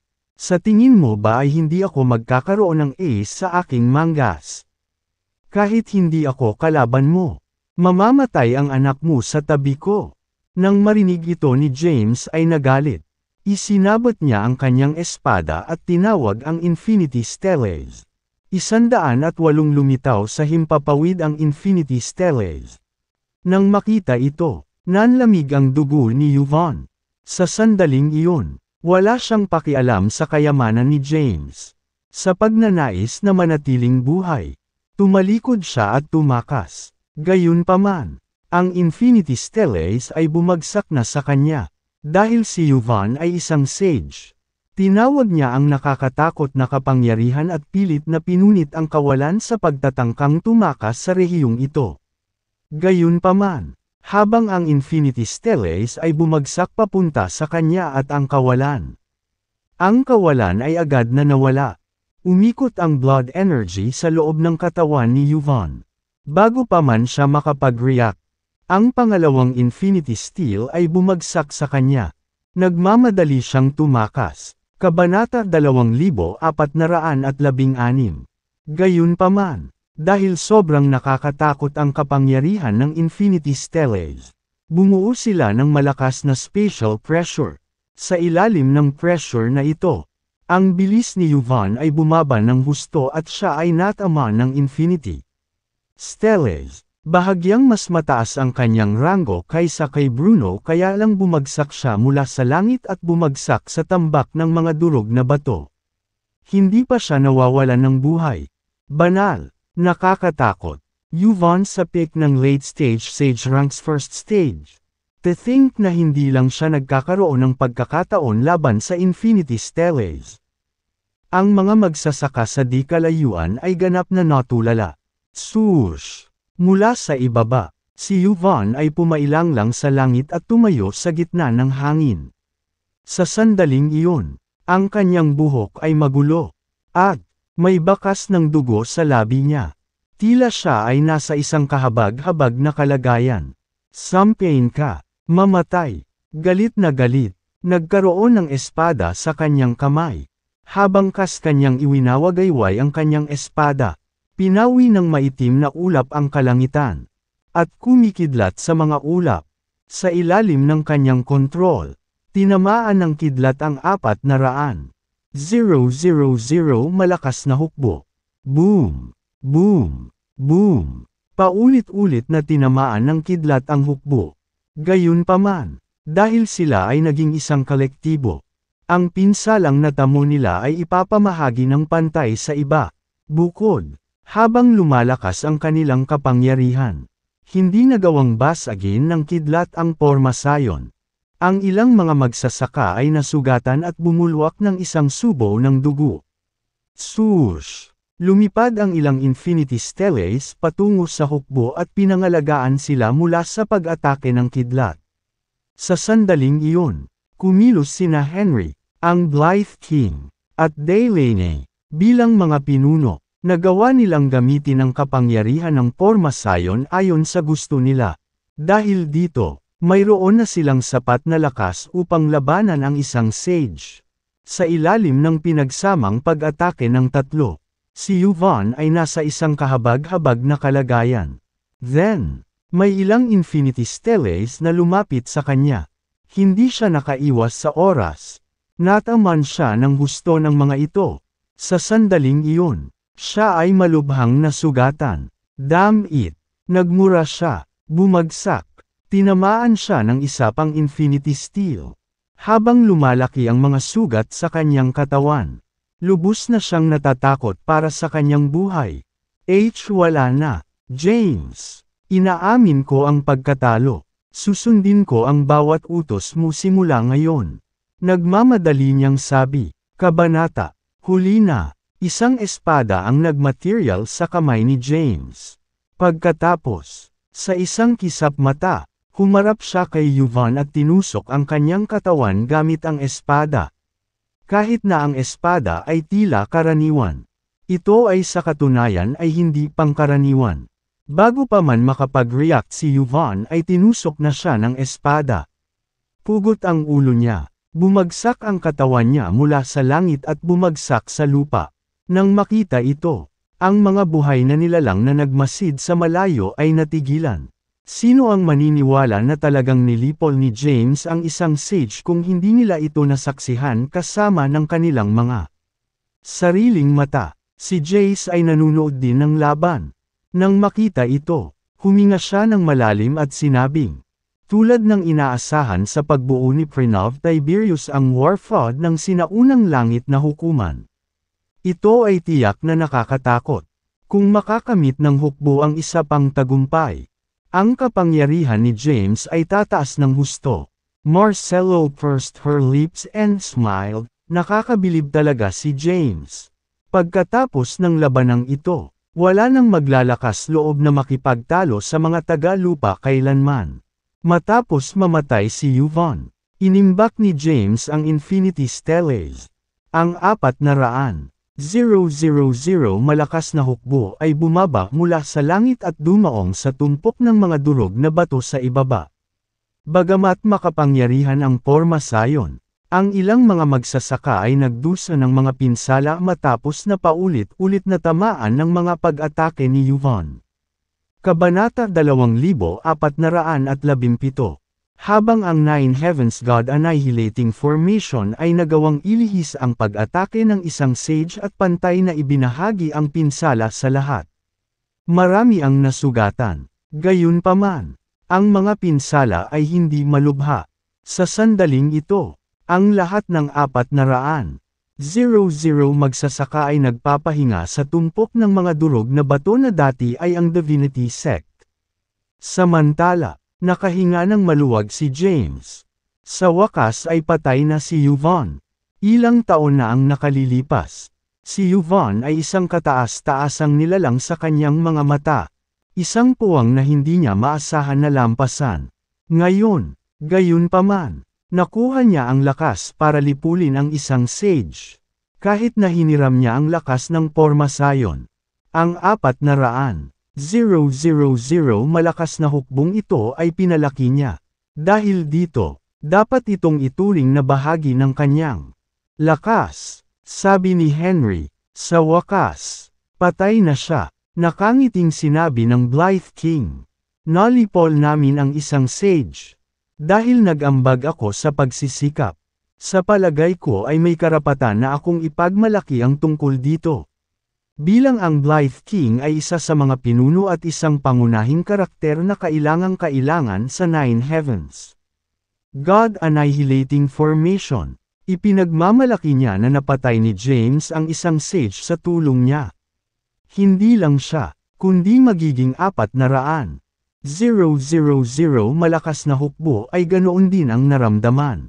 Pagkatapos ng lahat, ito ay isang sage. Isang pinakamahalagang nasa tuktok ng Power Pyramid. Ngayon, matagumpay nilang nalipol ang isa. Mabuti ang ginawa mo. Tumingin si Henry kay Henry, ang Blythe King, Delaney, at ang mga sundalo, at taos-pusong nagpasalamat sa kanila. Kung hindi dahil sa inyong lahat, hindi ko siya nalipol ng ganoon kadali. Huwag mo nang banggitin. Masyado kang mahinhin. James. Siya nga pala, maraming taon na tayong naglilinang. Sir, hindi ba tayong magkaroon ng maikling bakasyon? Sang-ayon ako, nagtrabaho kami ng husto sa lahat ng mga taon na ito. Maraming sundalo ang nagsalita, nakangiting sabi ni James. No problem at all, mula ngayon, bibigyan ka ng isang buwang bakasyon. Makalipas ang isang buwan. Gusto kong magtipon ka sa Wormstead kung saan babalik ka sa Celestial Abode at maglilinang. Dahil maraming nakakatakot na mga kalaban sa hinaharap. Hindi natin mapababaw ang ating pagbabantay. Naiintindihan ba iyon? Opo, Ginoo. Sabay-sabay na umalangaw-ngaw ang kanilang mga boses. Pagkatapos, nagpahinga ang mga sundalo at sinimulang pagalingin ang kanilang mga sugat gamit ang mga hilang elixir. Nagkaroon din ng maikling pahinga si James. Samantala, maraming tao ang dumating upang batiin siya. Ang ilan sa kanila ay ang mga kababalaghan ng 3,000 mundo. Dahil si James ay nagpakita ng napakalaking lakas, nais nilang makipagkilala sa kanya. Si James naman, ngumiti lang siya at binati sila. Pagkatapos ng maikling sandali ng pahinga, ang 400,000 malakas na hukbo ay naghiwa-hiwalay. Dahil binigyan sila ni James ng isang buwang bakasyon. Lubos nilang pinahahalagahan ito. Ang ilan ay umuwi upang makita ang kanilang mga pamilya, habang ang iba ay nais lamang magpahinga. Pagkatapos ng labanang ito, lumaganap ang prestihiyo ni James sa malayo. Mula sa sandaling iyon, walang nang ahas na maliitin ang mga tagalupa. Hindi nagtagal si James sa Mount Bain. Hindi nagtagal, bumalik siya sa Wormstead kasama sina Henry, ang Blythe King, Delaney, at ang iba pa. Pagkatapos ng labanan ito, ang mga tao sa Earth ay ligtas na ngayon sa panganib. Si James naman ay hindi magkaroon ng kapayapaan ng isip. Pansamantala siyang nanatili sa Wormstead at ginugol ang kanyang oras na kasama si Winnie. Ginagabayan siya sa landas ng paglilinaw. Si Winnie ay may napakalaking potensyal para sa martial arts. Anuman ang martial art, naiintindihan niya kaagad ang asensya sa sandaling tinuruan siya ni James. Nagulat si James. Kaya lang, gumugol si James ng isang buwan sa Wormstead. Pagkaraan ng isang buwan, ang 400,000 malakas na hukbo ay nagtipon sa Wormstead. Ipinadala sila ni James sa Celestial Abode at ipinagpatuloy ang kanilang paglilinang. Nainis siya. Kaya pumasok na rin siya sa Celestial Abode. Kasama si Sophie, kumain sila ng karne at uminom ng alak. Kinagat ni Sophie ang isang drumstick sa napakawalang pidgel na paraan na may mantika sa buong bibig. Na hindi tugma sa kanyang ugali at kagandahan. Sophie, matagal na ang nakalipas mula noong ikalawang kalamidad. Kailan lilito ang Providence? Tanong ni James. Itinaas ni Sophie ang kanyang ulo para tingnan si James at sinabing, dapat dumating ito kaagad. Ganoon ba? Naintriga. Nagtanong si James. Kailan? Sabi ni Sophie, I can sense it approaching. Malamang sa loob ng 2 linggo. Kung ganoon, alam mo ba kung ano ang Providence sa oras na ito? Ma'am, tumango si Sophie. Talaga, natigilan si James. Casual lang ang tanong niya at hindi niya inaasahan na malalaman niya ito. Tumingin siya kay Sophie nang may pag-asa. Naisip ito ni Sophie at sinabing, ang landas sa langit ay nakaranas na ng mga pagbabago, sa pamamagitan ng batas ng langit. Halos matukoy ko kung ano ang mangyayari. Kung hindi ako nagkakamali, ang Providence sa pagkakataong ito ay 5 elements. 5 elemento. Napatingin sa kanya si James na nagtataka. Tumango siya. Oo, may kinalaman ito sa 5 elements. As for the specifics, hindi ko rin talaga alam. Iyon ay dahil hindi ko pa naabot ang ranggo kung saan ako makakakuha ng insight sa heavenly path. Dahil dito, halos nararamdaman ko lang ang presensya nito. Related sa 5 elements. Ano kaya sila? Napukaw ang curiosity ni James. Ang Providence na lumitaw pagkatapos ng unang kalamidad ay upang magtungo sa Provenance at makakuha ng pananaw sa lihim ng 3 sinag ng liwanag. Na kung saan ay sa katotohanan ang Infinity Stellae. Samantala, ang Providence na lilito ng ikalawang kalamidad ay lumitaw sa 5 elemento. Gayunpaman, dahil kahit si Sophie ay hindi alam, si James ay walang ideya. Maraming makapangyarihang magsasaka ang nakatago sa buong mundo. Sa pagtatapos ng ikalawang kalamidad, marami sa kanila ang nakakuha ng pananaw sa Providence na malapit ng lumitaw at nalaman na ito ay nauugnay sa 5 elemento. Sa isang lugar sa universo, isang matandang lalaki ang nasa gitna ng pag-iisip. Hindi mabilang na mga inscription ang lumitaw sa kanyang isipan. At ang bawat isa sa kanila ay paulit-ulit na nagbabago. Sa bawat segundong lumipas, may 1 bilyong pagbabago. Sa sandaling iyon, biglang huminto ang matandang lalaki. Ang 5 elemento ng Genesis. Huminga siya ng malalim at bumulong. Hindi ko akalain na ang 5 elemento ng kapangyarihan ng Genesis ay lilito sa Earth. Nagtataka ako kung sino ang makakakuha ng kapangyarihan ng 5 elemento ng Genesis. Kahit ako ay hindi ko naisip iyon. Kung tama ang hula ko, dapat mayroong kabuoang 5 prodigy na makukuha ng mga ito. Gamit niyan, magkakaroon ng 5 makapangyarihang magsasaka sa mundo. Kung ang isang taong napakaswerte ay makakakuha ng lahat ng 5 kapangyarihan, magkakaroon siya ng hindi kapani-paniwalang kapangyarihan. Sa sandaling iyon, maraming makapangyarihang magsasaka ang nakadama ng mga pagbabago sa makalangit na landas at natuto na ang kasalukuyang providence ay natuklasan sa 5 elemento. Alam ng mga nakakabaliw na makapangyarihan na ito ay nangyayari sa 5 elemento ng Genesis. Samantalang ang mga mahihina ay maaari lamang makaramdam na ito ay dumaranas sa 5 elemento. Gayunpaman, ang mga nakakabaliw na makapangyarihan ay hindi pinahintulutang makipagkumpetensya para sa Diyos. Tanging ang nakababatang henerasyon ang karapat-dapat. Sa ilang kadahilanan, kumakalat ang impormasyon. Di nagtagal. Alam ng bawat isa sa 3,000 mundo na ang kasalukuyang probidensya ay ang 5 elemento ng kapangyarihan ng Genesis.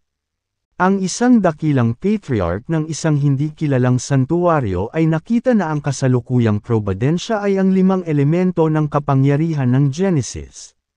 Kung makakakuha tayo ng kahit isa, maaari tayong maging top-notch cultivator sa magdamag. Kung makuha natin ang lahat ng 5, hindi tayo matatalo. Ngunit ano ang kapangyarihan ng 5 elemento ng Genesis? Ang 5 elemento ay mahalagang metal, kahoy, tubig, apoy, at lupa. Samantala, ang Genesis ay ang pinakasinaunang kapangyarihan sa universo. Dahil dito, ang 5 elemento ng Genesis ay maaaring maging tunay na nakakatakot. Hindi ko pa rin maintindihan. Well, hindi tulad ng maaari kang magkaroon ng karapatang makipagkumpetensya para sa Providence. Ang mga magsasaka mula sa 3,000 mundo ay nagsimulang talakayin ang 5 elemento ng kapangyarihan ng Genesis. Ang lahat ng nabubuhay na nilalang mula sa lahat ng mundo ay umaasa sa Diyos upang sila ay makipagkumpetensya para dito. Kabanata 2419. Si James ay may magaspang na ideya na ang Providence ay sumasali sa 5 elemento. Gayunpaman, hindi niya alam ang tungkol sa mga detalye. Ilang araw pagkatapos niyang lisanin ang celestial abode, kumalat na parang apoy ang balita tungkol sa Diyos. Hindi lamang iyon, ngunit ang impormasyon ay mas detalyado kaysa sa alam ni James. Ang 5 elemento ng Genesis.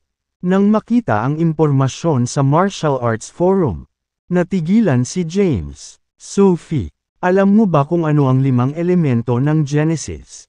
Tanong ni James kay Sophie na nasa loob ng celestial abode. Tanong ni Sophie, bakit?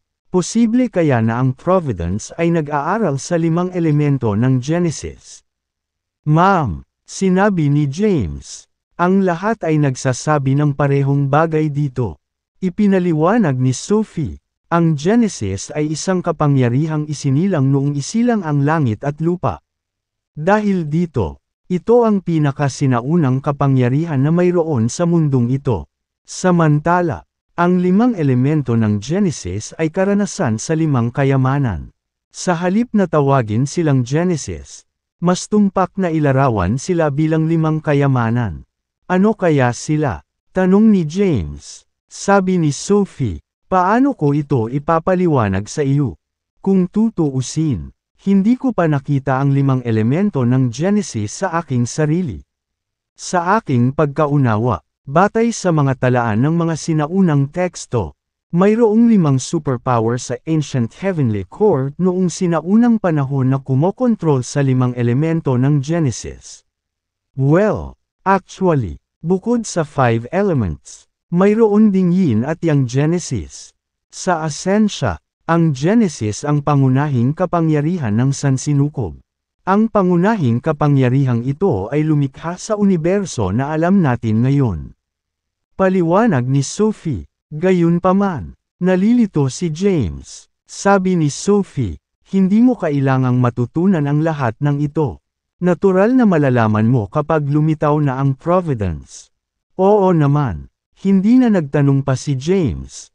Ngayon, ang tanging bagay na kailangan niyang gawin ay matiyagang maghintay para sa paglitaw ng Diyos. Nagpatuloy siya sa pag-scroll sa Martial Arts Forum.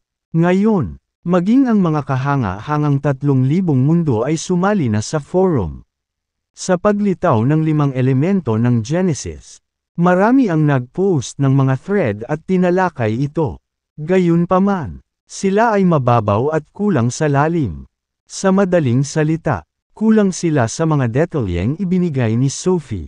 James, maikli kong sasabihin sa iyo ang higit pa tungkol sa 5 elemento ng Genesis.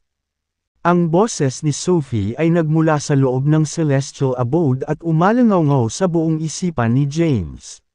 Sure thing, sagot niya. Sabi ni Sophie, ang 5 elemento ng Genesis ay orihinal na taglay ng 5 ancestral gods. Mga ninuno na Diyos. Sandaling natigilan si James habang nagtanong. Ano sila? Sinabi ni Sophie. Ang mga ninuno na Diyos ay mga nilalang na mas dakila kaysa sa mga Grand Emperor. Hindi ba't sinabi mo na walang cultivator ang nakahihigit kay Emperor rank mula pa noong sinaunang panahon? Bakit biglang nagkaroon ng ancestral god rank out of nowhere? Nagtatakang tanong ni James. Sumagot si Sophie. Sila ay mga tauhan na matagal nang umiral at sa mga talaan lamang ng mga sinaunang teksto. Ang panahon kung saan umiiral ang mga ancestral gods ay tinatawag na primeval age. Gaano na ba tayo katagal na nag-uusap dito? Paano ko malalaman? Sa anumang kaso, walang mga ancestral god sa panahon na aking ginagalawan. Kahit na ang pinakamalakas ay hindi makakagawa ng tagumpay sa emperor rank. Gayunpaman, mayroon pa ring mga nilalang na malapit ng maging ancestral gods. Kabilang sa kanila ay ang Grand Patriarch ng pamilya Targuin sa lupain ng Tabal. Ang Grand Patriarch ng Gorgers ay tumawid din sa Emperor rank at malapit nang maabot ang Ancestral God rank. Gayunpaman, nabigo siya sa huli. Kabanata 2420. Oh, nakinig ng mabuti si James. Pinutol ni Sophie ang paghabol at sinabing, ang 5 ancestral gods ay kinokontrol ang kapangyarihan ng Genesis ng metal, kahoy, tubig, apoy, at lupa. Maraming mga ancestral gods sa primeval age. Gayunpaman, walang nakakaalam kung ano ang nangyari noon. Sila ay ganap na naglaho ng walang bakas. Kaya natapos ang primeval age. Habang malapit nang matapos ang unang panahon, pinasimulan nito ang sinaunang panahon ng hukuman sa langit. Nakuha ng kanilang cultivator ng Heavenly Court ang 5 elemento ng Genesis at tumawid sa Emperor rank. Nagmula ako sa panahong iyon. Samantala, ang aking ama ay isang Diyos ng digmaan ng Ancient Heavenly Court. Maraming hindi kapani-paniwalang mga bagay ang nangyari noong sinaunang panahon ng hukuman sa langit. Noon, dahil bata pa ako at mahina ang cultivation base ko, hindi ko masyadong naintindihan ang nangyari. Malabo ko lang naalala ang sinabi ng tatay ko sa akin bago niya ako tinatakan. Nang marinig ito, hindi naiwasang magtanong ni James. Ano ang sinabi niya? Sagot ni Sophie, bago ako itatak. Sinabi niya sa akin ito. Nagbabago ang mundo at walang makakaligtas sa parusa ng tadhana. Ang ikot ng langit at lupa ay hindi maiiwasan. Ayokong mamatay ka, kaya wala akong ibang pagpipilian kundi ay sail ka. Sa oras na gumising ka, magiging iba na ang lahat. At lilito ka sa isang bagong-bago panahon. Pagkatapos niyang magsalita ay huminga siya ng malalim. Talaga, pagkagising ko, nasa ibang panahon na ako. Iyon ang primordial age kung saan si Emperor Jabari ang naghari. Ito ay tunay na isang maliwanag na panahon kung saan ang isang Grand Emperor ay isilang paminsan-minsan. Sa kasamaang palad, habang ang lahing demonyo ay sumalakay sa Earth. Ang Primordial Age ay malapit ng magsara. Samantala, ang kasalukuyang panahon natin ay tinatawag na Apocalypse Age. Si James ay matamang nakikinig. Ngayon, nagkaroon siya ng magaspang na pag-unawa sa kasaysayan ng sansinukob na ito, na maaaring halos hatiin sa ibang panahon ang Primeval Age, ang Ancient Heavenly Court Age, ang Primordial Age, at ang kasalukuyang Apocalypse Age. Gayunpaman, hindi niya alam kung gaano katagal ang bawat panahon. Marahil kahit si Sophie ay walang ideya. Ang kapangyarihan ng 5 elemento ng Genesis ay nagmula sa mga ancestral gods ng Primeval Age noong sinaunang Heavenly Court Age. Nakuha ng 5 ancestral gods ang 5 elemento at naging Grand Emperors. Ito ay tumakbo na kung makuha mo ang isa sa 5 elemento. Magkakaroon ka ng napakalaking potensyal at hindi bababa sa maabot ang Grand Emperor. Maikling isinalaysay ni Sophie ang kasaysayan ng sansinukob at ang pinagmulan ng 5 elemento ng Genesis. Nakinig ng mabuti si James. Bakit nagwakas ang Primeval Age at ang sinaunang Heavenly Court Age? Nagtatakang tanong niya. Tayong mga tao ba ay gumawa ng isang bagay upang labagin ang landas sa langit at isagawa ang panahon ng Apocalypse? Kaya ba, tina-target ng Heavenly Path ang mga tao? Sabi ni Sophie, hindi ko rin alam. Bagamat ako ay isinilang sa Ancient Heavenly Court Age. Nabuklod ako hindi nagtagal. Wala akong masyadong alam sa panahon kung saan ako ipinanganak. Lalo na sa Primeval Age. Medyo may kaalaman ako tungkol sa Primordial Era. Ngunit hindi mo kailangang malaman ang lahat ng ito sa ngayon. Ang tanging bagay na kailangan mong gawin sa sandaling ito ay upang linangin ng gusto at makipagkumpetensya para sa Diyos. Ma'am, sinabi ni James na may determinasyon sa kanyang mga mata. Talagang makukuha ko ang 5 elemento ng Genesis. Puputulan ko ang sinumang maglakas loob na hamarang sa aking daraanan. May paninindigan si James sa kanyang puso. Siya ay tiyak na nagtataglay ng lakas upang labanan ang mga kagilahilalas ng 3,000 na mundo para sa Providence. Babala ni Sophie, huwag mong pababayaan ang iyong bantay. Alam ng Diyos kung gaano karaming mga kahanga-hangang nasilmula noong Primordial Age ang planong lumabas sa kanyang etra. Marahil ay naniniwala ka na si Lucifer ang pinakamalakas na individual na nakilala mo. Kung ganoon, kailangan kong babalaan ka na makakatagpo ka ng hindi mabilang na iba pang mga kababalaghan na mas nakakatakot kaysa kay Lucifer sa hinaharap. Salamat sa iyong payo. Iingatan ko sila. Pagkatapos ng maikling talakayan kay Sophie, ipinagpatuloy ni James ang pag-scroll sa feed ng martial arts forum.